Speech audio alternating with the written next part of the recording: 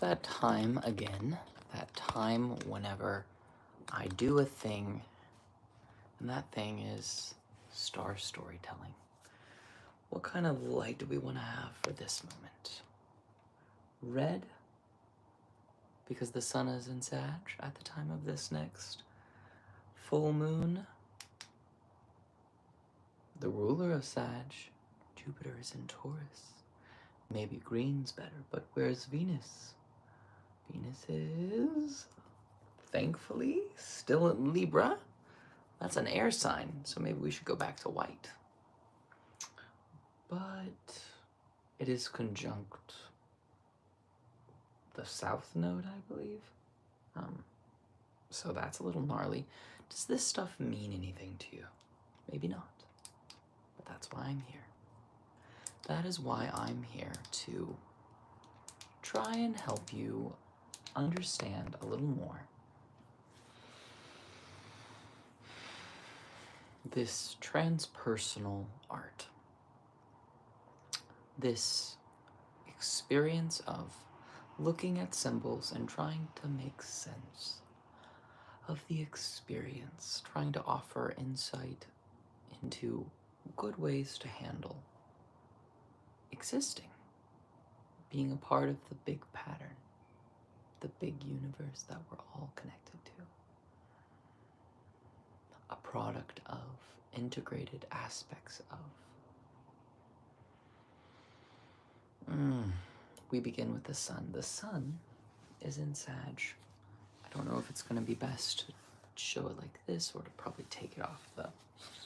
Let's just do it like this.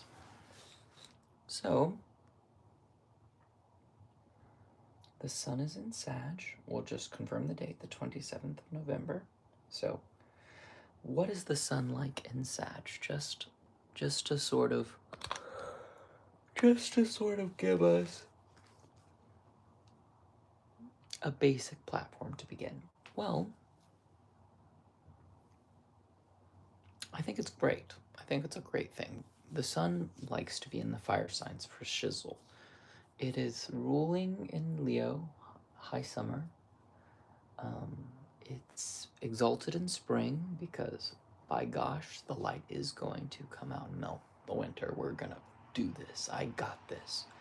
So that strength is very, very much there. Now for Sag, it's not quite winter. It's basically fall becoming winter. Why is that? Why is that a sunny time? Well, why is Sag fire? I think it's because there's a kind of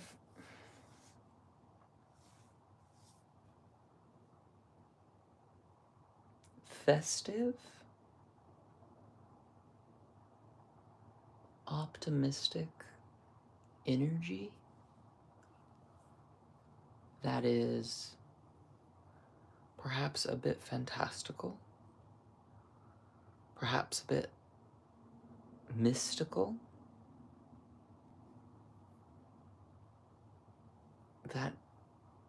that time, that season showcases. So it's the end of fall, the last of the colors of the leaves, the last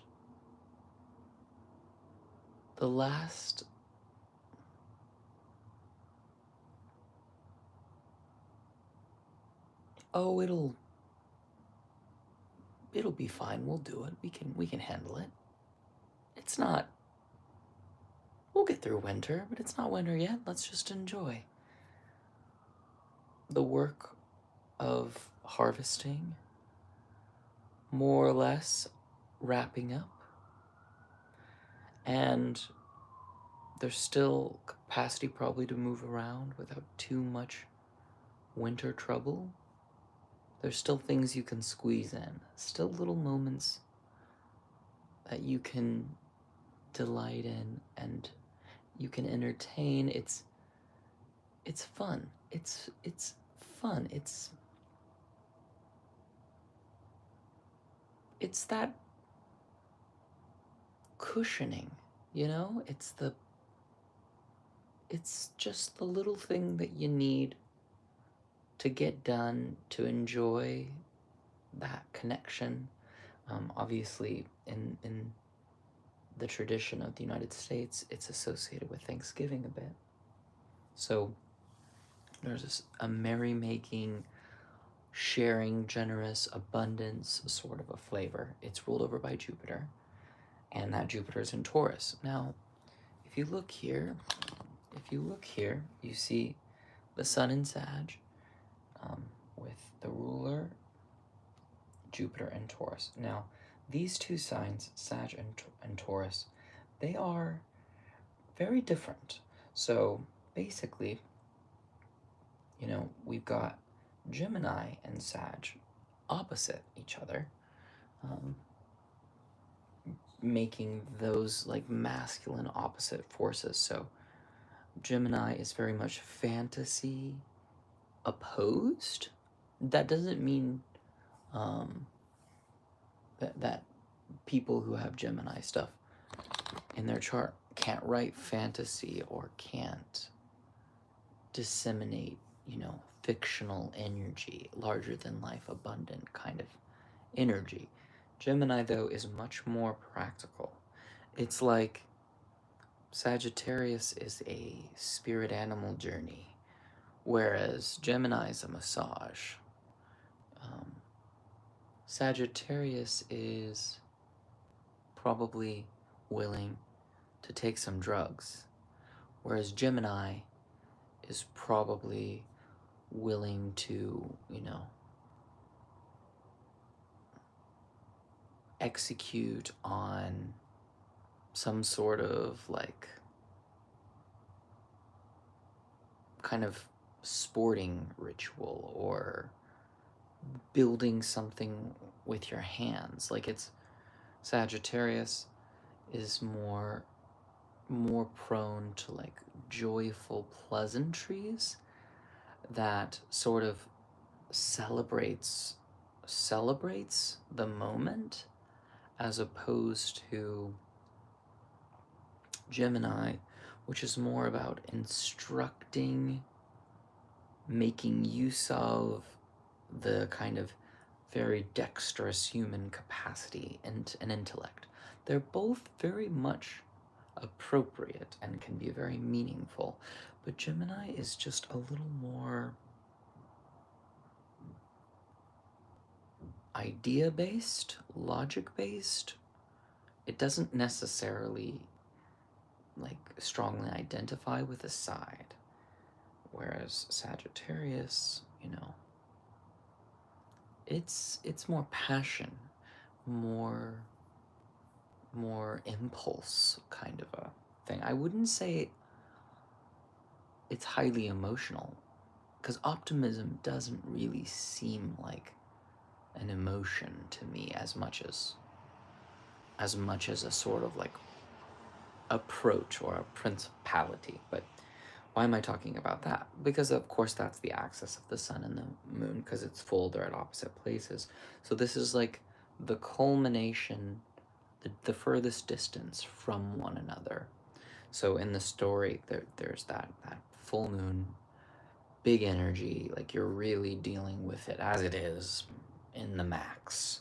And the ruler over that sun in Sag is Jupiter in Taurus. And is Jupiter a problem in Taurus? Not at all. It's not a problem in Taurus.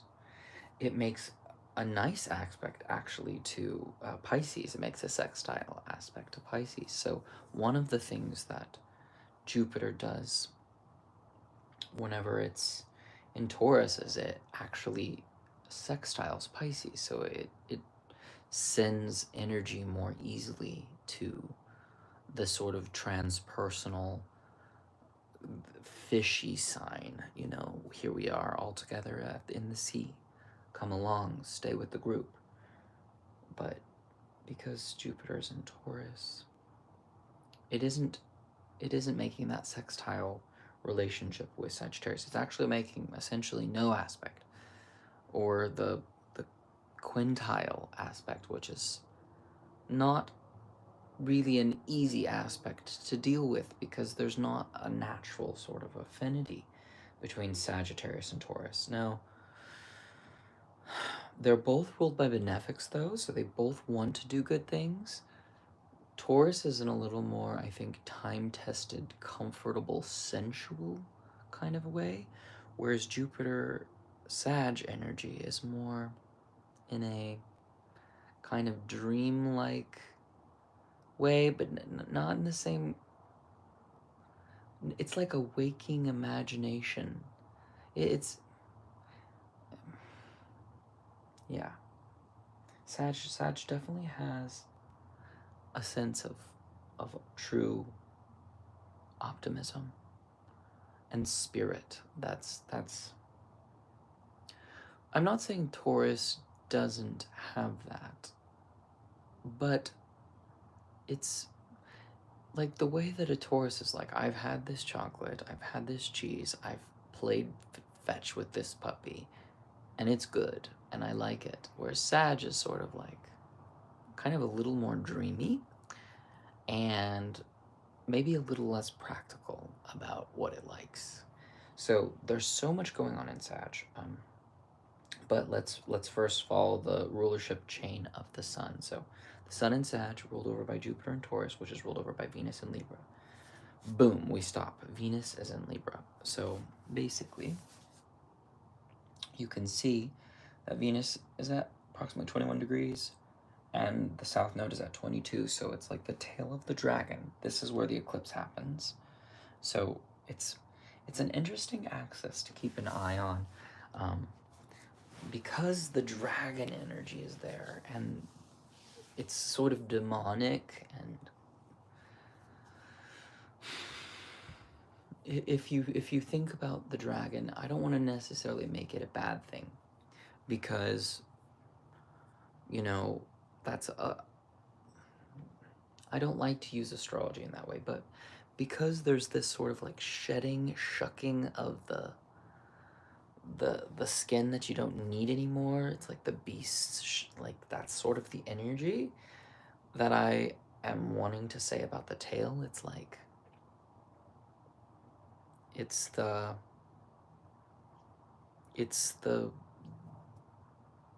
not the part of the dragon that it has the teeth that's taking things in. It's actually, if anything, it's the part that's like pissing or crapping or like shedding, like, because again, dragons are not the most, they may be beautiful in the same way that a dinosaur might be beautiful, but they're kind of like vicious and terrifying. And this isn't an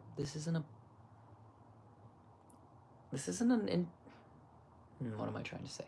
Because Venus is at home in Libra, so it really is the end of the line.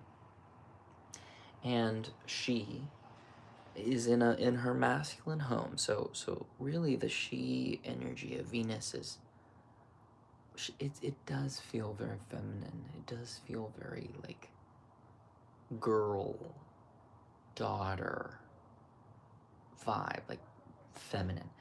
And she is integrating with this dragonish energy of shedding and leaving behind, and sort of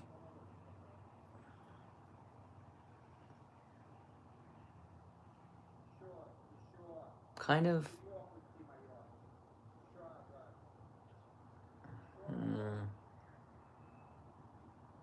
I think at its best, like purging, releasing.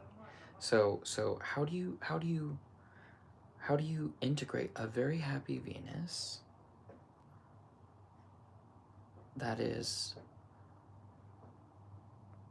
got the right amount of like insight into the situation, the social situation, to really facilitate something harmonious, but then you're supposed to like let that go, or there's something about that that's being like shucked. So it's like almost saying no to something very, very like beautiful in a way is sort of what's coming up. It's like it's like, yeah,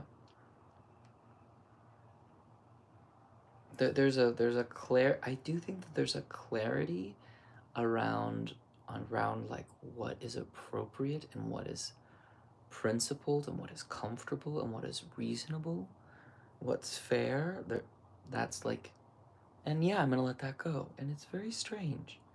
It's very strange. So that Venus is sort of where the energy is ending, and you can see that this Venus is making an aspect to, it looks like a sextile, yeah, almost an exact sextile within a couple degrees, to Mercury and Sag.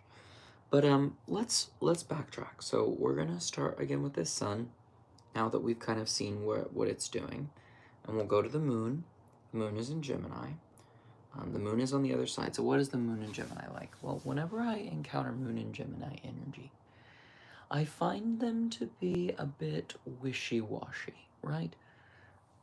And I don't mean that in a negative way.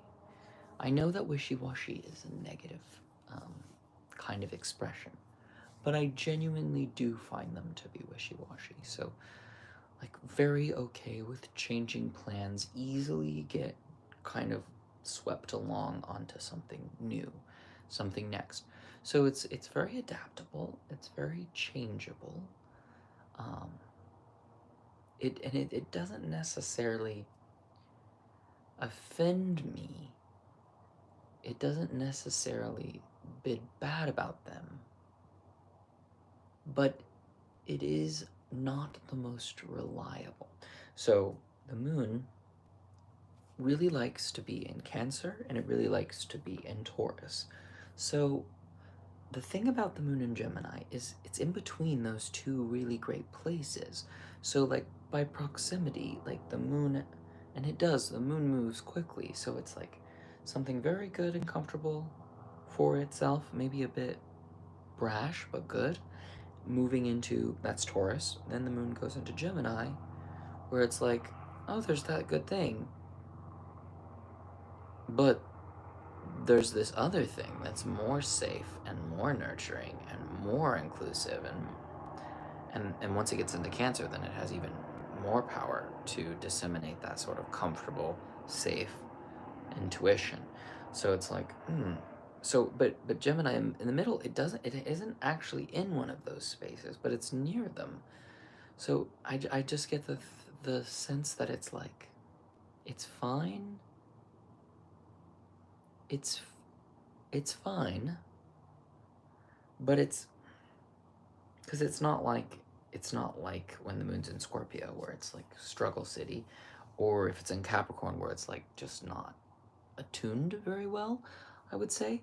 So but Gemini, it's like, it's just not very certain. It's not very certain. That's something that I found, because it is in conjunct both of the places. Like it's like so close, but it's just not quite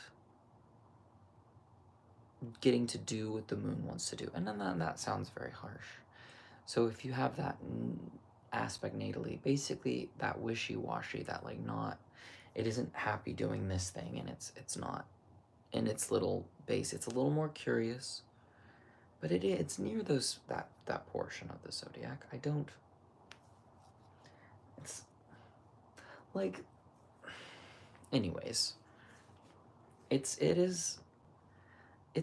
curious, it's flighty, it's shifty, it has lots of words, it has lots of ideas. So that Moon, ruled over by that Mercury and Sag.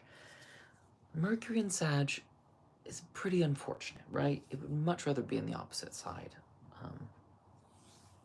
Luckily, Mercury's far enough away from the Sun, it's 20 degrees away, well outside of the beams, so it's not being like obstructed, which is nice.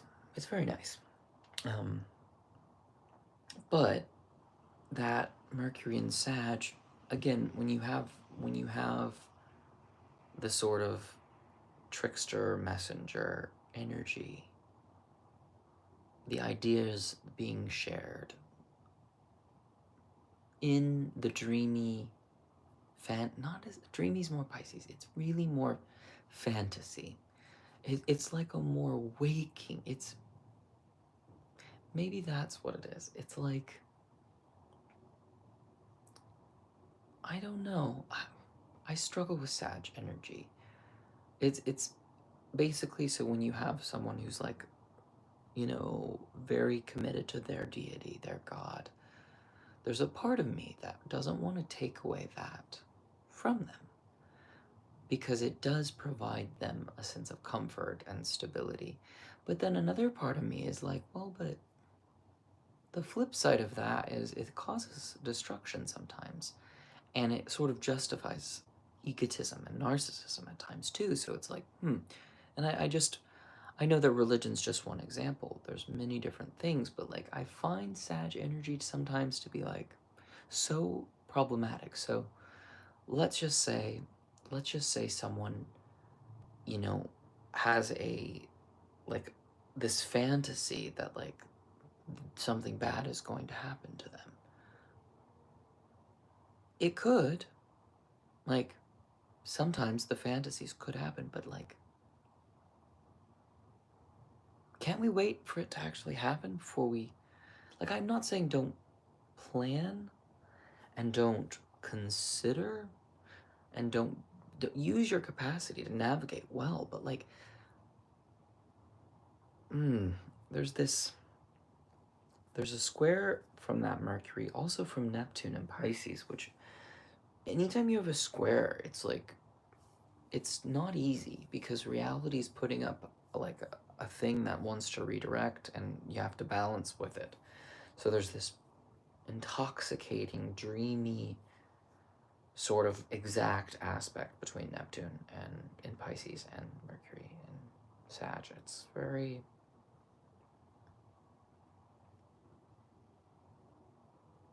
It's just a messy sort of illusion kind of an energy. I mean, Venus is sextiling that, and it's okay. So I'm getting this sense of like yes, this is the established, like, nice, socially acceptable, culturally acceptable thing, and we're not doing that anymore. Bye. No. So it's like, it isn't like, oh, we're celebrating this thing. It's like, we're gonna not celebrate this thing, and we're not gonna do that. I'm not a part of that. No, thank you. Kind of a thing. But it's good. But it's letting go of something good. It's a weird one. This is a weird one. And that sextile between that sloppy messenger. No offense. There's some lovely messages that Mercury, Sag people bring. Some lovely ideas, but they're not all in this realm. There's a couple extra hooves. That's just been what I found. I happen to love talking to people with Mercury and Sag.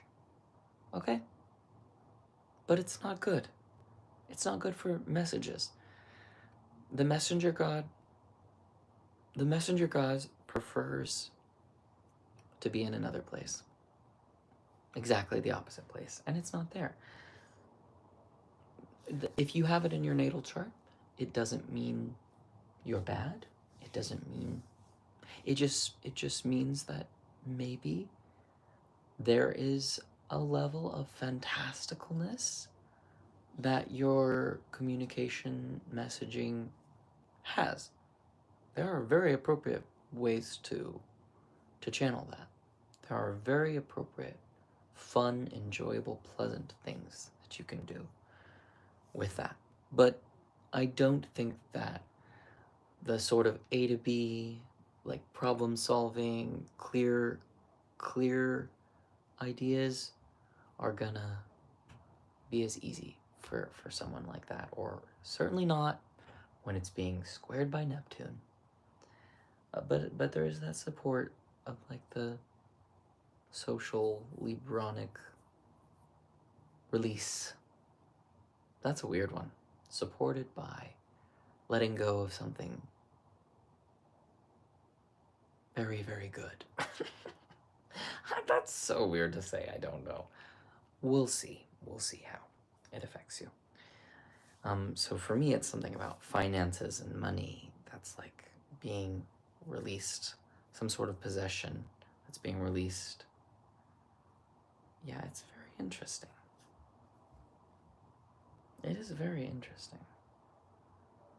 I'm not sure I understand how it's going to manifest. I guess we'll have to live through it and see. So yes, Mercury is in charge of Gemini, and it's in Sag, which of course we already know goes to Jupiter, which goes to Venus. So really, this Venus energy is really kind of very impactful, and it's. I'll actually take it off and show you. So we start with the Sun. Boom. Go to Jupiter. Go to Venus. Blah, blah, blah. Venus is where it stops. Now for the moon is in Gemini, right? So it is ruled over by Mercury and Sag, ouch, ruled over by Jupiter, back to Venus. So, and Venus is making an aspect, a very constructive aspect, and I do think that Venus is very much, this is a very strong point. So, helpful, not like, it's not like a trine where it's like, the energy is just going, but it's like that message, that idea, that little exchange with that social kind of connective, competitive sort of release is going to assist this kind of struggling to be grounded, struggling to integrate with like this deep impulse for humanitarianism and or escapism. It's definitely kind of cray-cray. And then, of course, there's that sextile to Pluto. And in the end of Capricorn. So it's something very... There's something very... What's the word I want? What's the word I want for that one?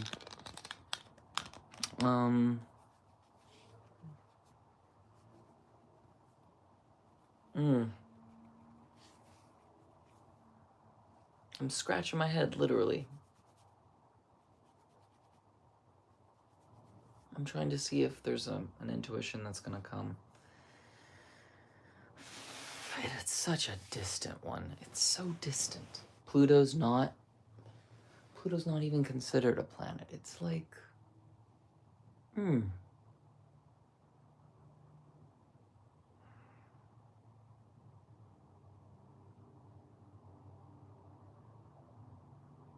I mean, that same Pluto is trining the moon, though. So, like, it really is... Oh my god. And then Saturn squaring both the sun and the moon. Like, that's really the thing that's the most probably, like... I'm not gonna say scary, but, like, impactful. So, whatever happens this full moon, it has... Saturn is basically saying, like...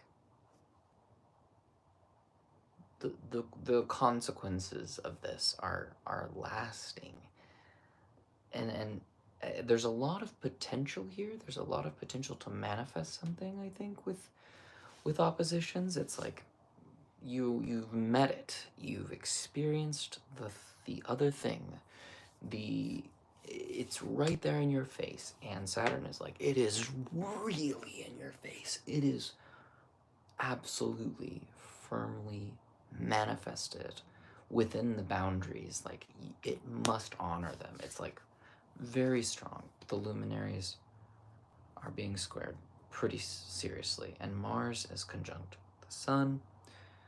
So again, Mars and Sag, I like it. It's very different than my Mars, because my Mars is in Gemini, but opposites attract kind of a thing.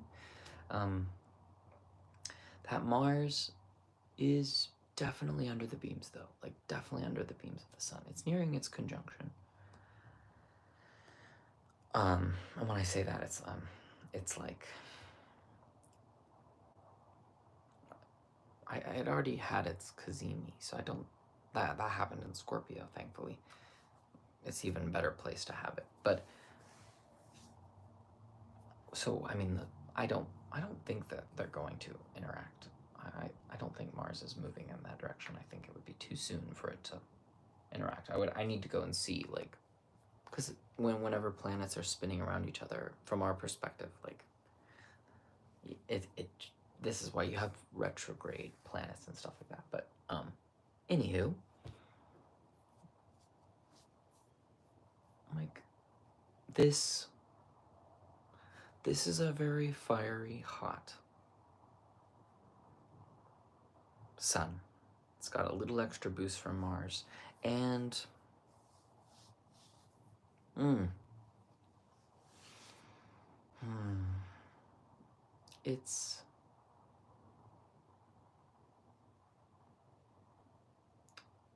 when there's that warrior energy, but it's like a little bit below.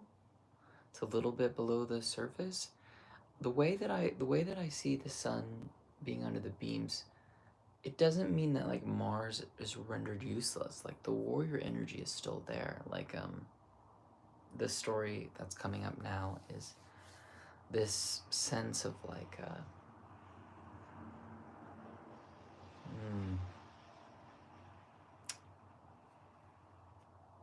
I think I'm embodying the Mercury confusion right now. Because Mercury is what I have to try and convey messages. And it's not in a good spot. I'm not trying to not be able to channel clearly an idea. But I don't know. There's not anything. Mars and Sag. So the centaur, I'll just try to dream it, because that's close as it's gonna get. So the centaur is the star, and it's armed. Like it's really armed now. Like it's Mars at the very least, its presence is enough to make sure the bow is out, right? The centaur has its weapon out, and if it's targeting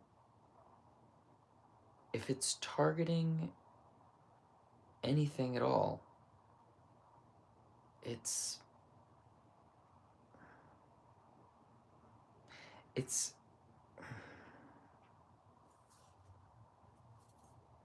a fast moving target. It's definitely a moving target, and you've gotta like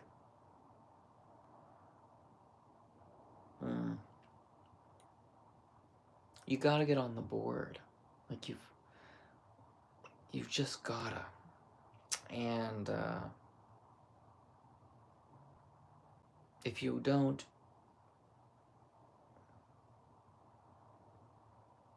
you lose. Like there's gonna be a loser. There's gonna be a winner. Like it's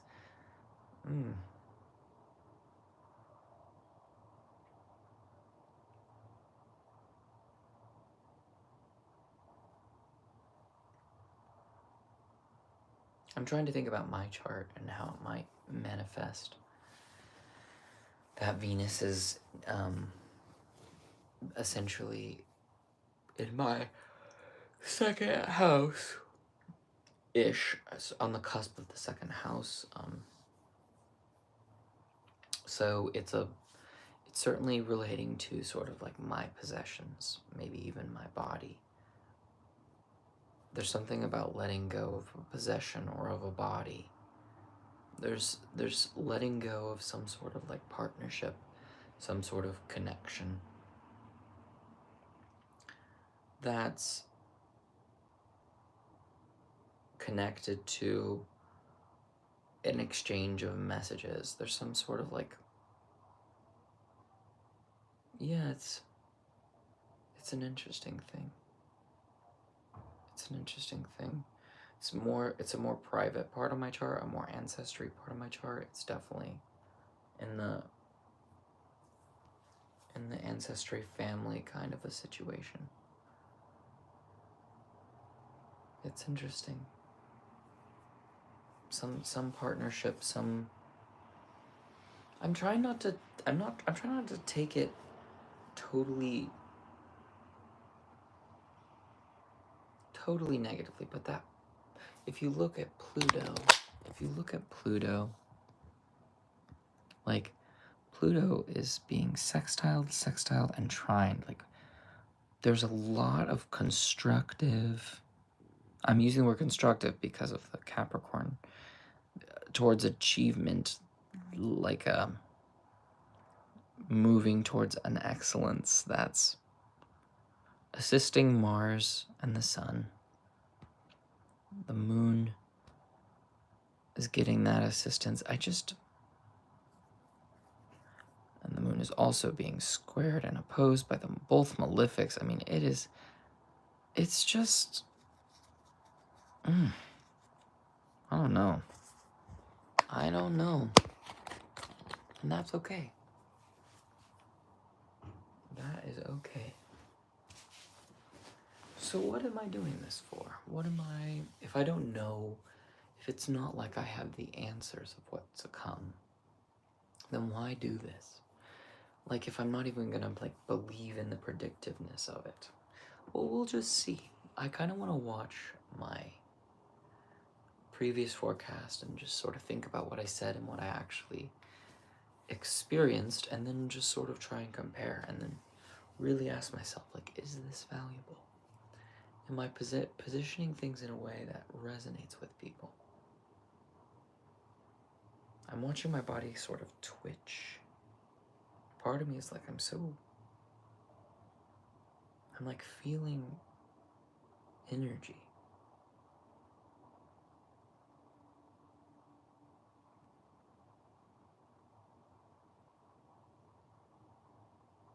It's like I'm vibrating and I feel it from the inside.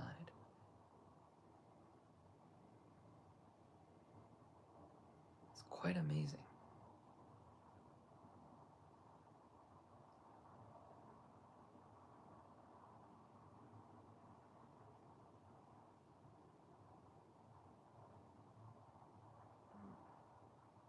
There's constant movement.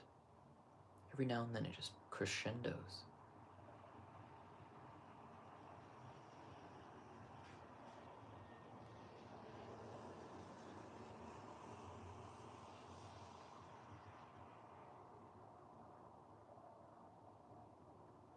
Twitchy, questioning whether I'm breathing right.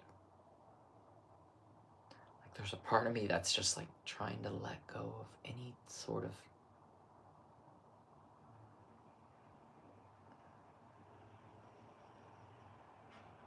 action taking.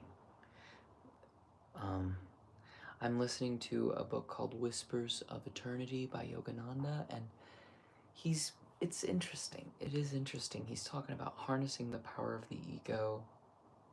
He had some sad stuff going on, I think. Let me Paramahansa Yogananda birth chart.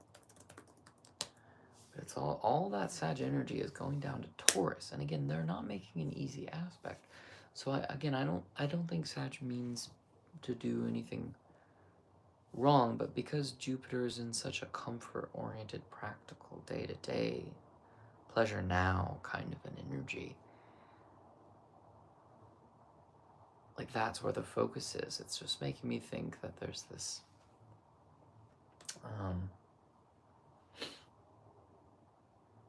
yeah, he's got Venus in Sag, and he has Mercury in Sag. I mean, he's such a gifted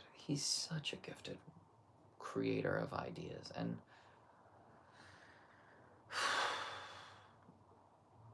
he's alleged to have tons of powers. Right now, my attention is going to my foot that's twitching. I'm sort of why are you twitching, body? What is it?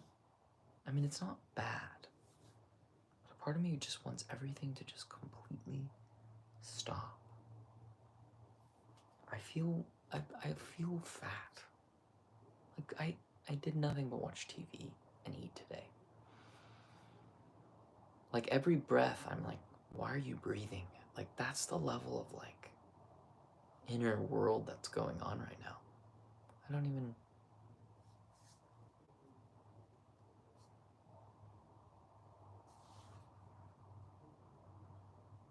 It's quite something. Yeah. Yogananda was a fiery dude according to Tropical. I've been using Tropical. If I use Sidereal. Man, I'm such a cuckoo. Oh. I think he's. So yeah, he's Moon in Leo, Ascendant in Leo. Kind of regardless whether he's using Sidereal or Tropical. Let me see. Yeah. So he's got the moon in the same place. What about his sun?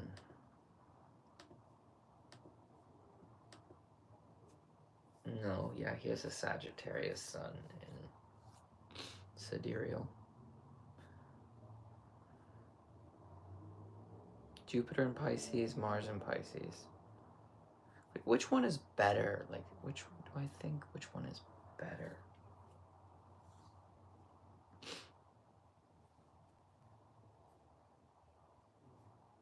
He's got Mercury and Sag either way.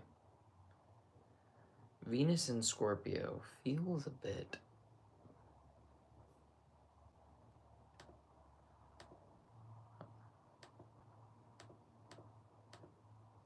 Interesting.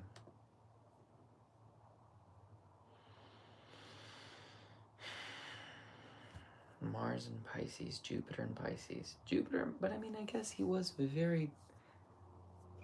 I don't know. I think I'd go with Tropical more. The seasonal energy, as it were, the actual constellations where they are now. Like, I guess this is where I'm confused, because with Sidereal, you have the benefit of, like, literally you can go out and look up at the stars and be like, oh my god, like, that bright star, that's Jupiter, and Jupiter's in the constellation of, and you can, like, literally see it with your eyes. And I really like that. I really like that. It's very romantic and very beautiful, and but it's not on as earthy. It's not as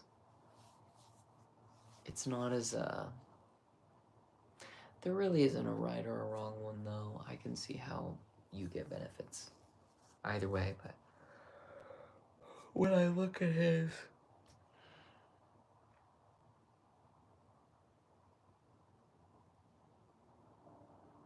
Jupiter and Aries energy, I can see how he was so pioneering.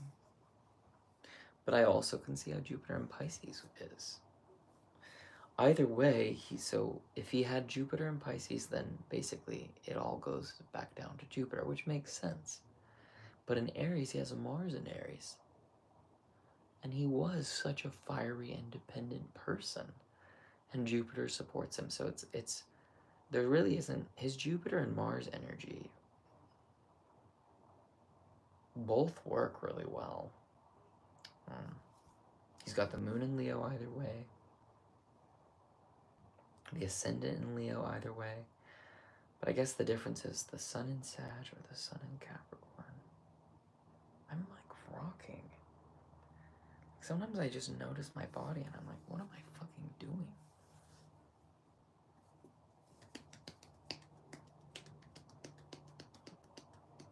That moon conjunct his ascendant in Tropical.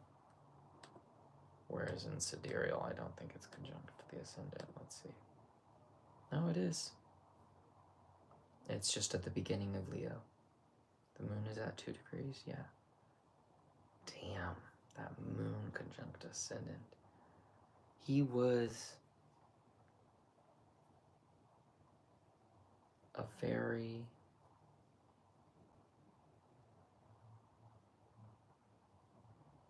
very cool lion. Very close to home. Very feminine. And perhaps the most masculine sign, though, so you have to temper that a bit.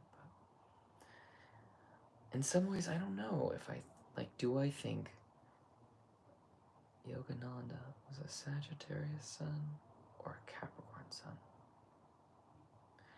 A part of me wants to honor the tradition where, the Indian tradition where he's from.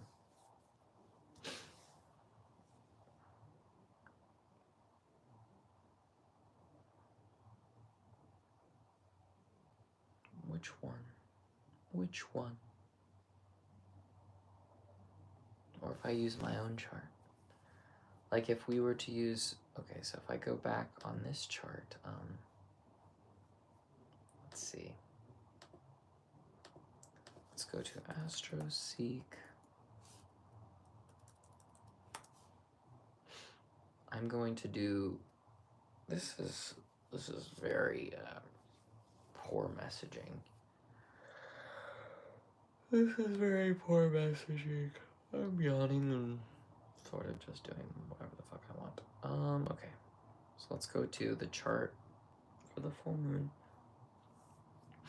And I'm going to change it to the sidereal zodiac.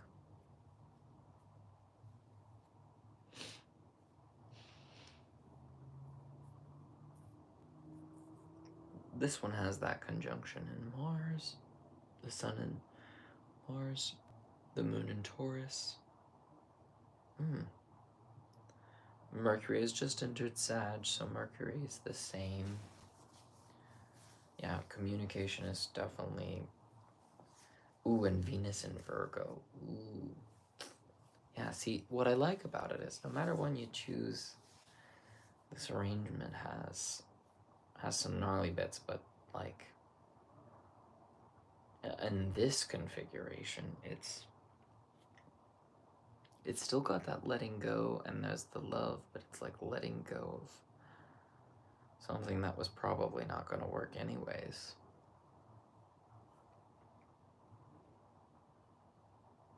Much nastier. Like the messaging is much nastier. But I guess the difference is it doesn't matter as much in this chart because the Sun bows down to Mars, which is right next to it in Scorpio, and Mars is home there. So it's like, I mean, it's still under the beams, just like we said. But that Mars in Scorpio is like very much interested in penetrating deep, but like, I don't know if it's that conscious. I don't know if it's super clear. But that Moon in Taurus is nice. But I mean, it's not as, it would be nicer if Venus was happier. But she is not. She is not happy in Virgo, and again, Venus never tries to do anything bad. Like, that's not her MO. She just wants to be comfortable, and in Virgo, it's like not happening. And it's in the South Node, so it's like, it's kind of a shedding, removing, letting it all go kind of a energy. Some details, you're wanting to make it look good, and it's just not happening. But somehow that helps a message get across that's really struggling to get across. Probably isn't going to get across. I don't know. It's not good. There's definitely some sort of shit message. Definitely a shit message. Jupiter and Aries. Yeah. So it is interesting comparing the different systems and thinking about what's to come. I guess part of the reason, if I'm being honest, that I like tropical, I think at one point it was because, it makes more sense. Like, the seasons, it makes more sense. But there was a time when the two were overlapped. the seasons were based on the position of the stars, but the stars have shifted, but the seasons have not. Because the Earth, I mean, we are going through changes in weather patterns and stuff, so it's all sort of arbitrary nonsense, but our experience that we're a part of does not seem to be nonsense. You know, it seems to be real. We're really a part of it. I need to be kinder to my body. I need to stretch to maintain it. Part of me feels like this is a form of prayer and hopefulness, and I've created a lot of content. I've shared a lot of nonsense. Oh dear. Oh dear. It's been an astrology day for me. I spent a lot of time looking at Dan Rudyard, I think. I don't know how to say his name, but I've read a lot of his stuff. He's one of my more favorite astrologers. There's several that I like, but he's tickled an intellectual aspect of me really, really well. When I pull up my own birth chart now, and I put it in sidereal,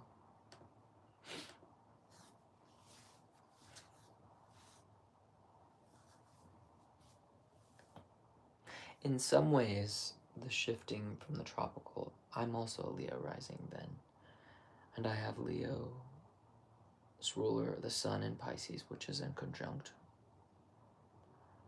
The ruler is in conjunct for me, kind of regardless how, yeah, which chart. So there's definitely a kind of challenge no matter what for my soul.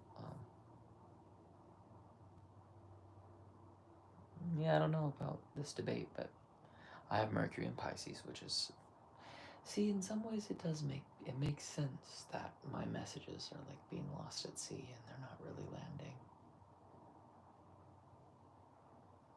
It does. That's why I was told to wear a little ring as a reminder of that.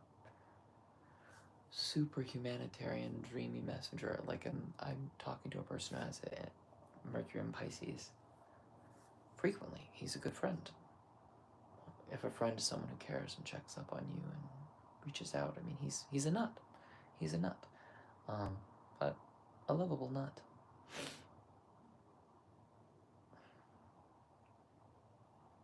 It's like I just really am, in some ways it just doesn't feel as accurate, like, because when I compare myself to someone like him, I just feel like I'm a much stronger communicator, because I'm just more direct. But as far as my love life goes, Venus and Aries, yeah, that makes sense. It kind of sucks. Mars in Taurus also sucks. Moon in Aries, I don't know. That one's harder for me to... I mean, I'm just at the beginning of Taurus anyways. There's definitely some... We just were fired up doing what we wanted. But I do think I'm steadier. But I am, like, restless, so... Jupiter in Cancer is very lovely. Saturn in Capricorn is very lovely. I can see how the society has been kind to me.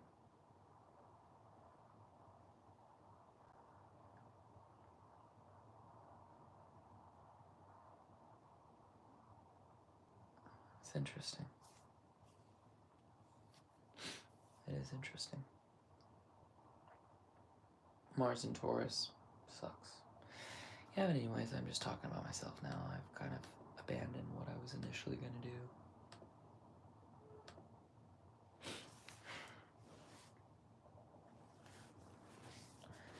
Oh, goodness. Goodness. Why am I wearing a dress? Well, because it's comfortable. Because it's comfortable.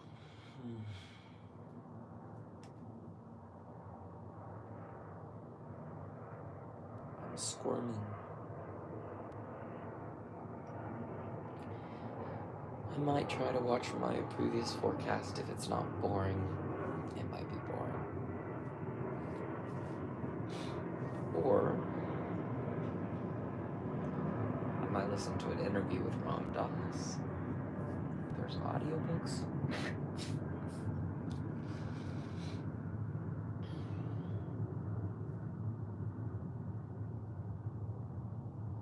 I don't know what I'm gonna do.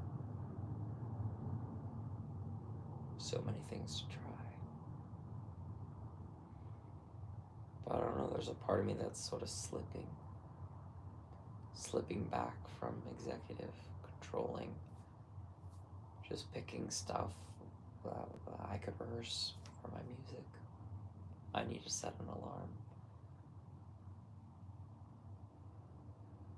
I guess I'll do that. That's the most immediate thing that I need to do. So. Love, light, and the snakes bite.